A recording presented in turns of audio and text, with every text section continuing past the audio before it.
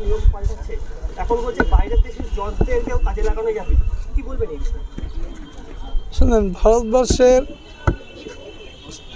মহামান্য supreme court বলে দিয়েছে যে জজদের রেখে, বিচারকদের রেখে নথি বিবেচনা করতে হবে।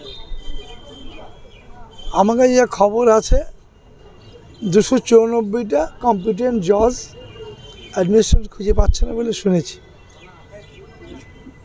এখন সেক্ষেত্রে কি সিদ্ধান্ত নেবে রাজ্য সরকার জানি না, এ নিয়ে আমাকে মন্তব্য করব না।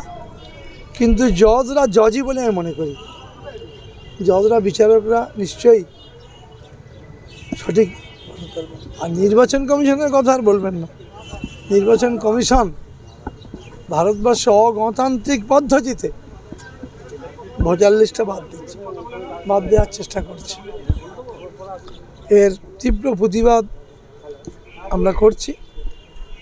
বাংলার মাননীয় মুখ্যমন্ত্রী সর্বোচ্চ আদালতে নিজে সওয়াল করেছেন এবং তার সওয়ালের পক্ষে অনেক রায় সুপ্রিম কোর্ট দিয়েছে, তার ইমপ্লিমেন্ট হচ্ছে। অন্যদিকে এখনো তো নির্বাচন ঘোষণা হয়নি, তারই আগে কেন্দ্রীয় বাহিনী মোতায়েন করা হচ্ছে। কেন্দ্রীয় বাহিনী মোতায়েন তার অধিকার আছে, করতে পারে, কিন্তু আমরা জানি যতই কেন্দ্রীয় বাহিনী আনো, এ বাংলা মমতা বন্দ্যোপাধ্যায়। এক দফায় ভোট আছে, এটাকে আপনারা সমর্থন করছেন? এটা কত করে?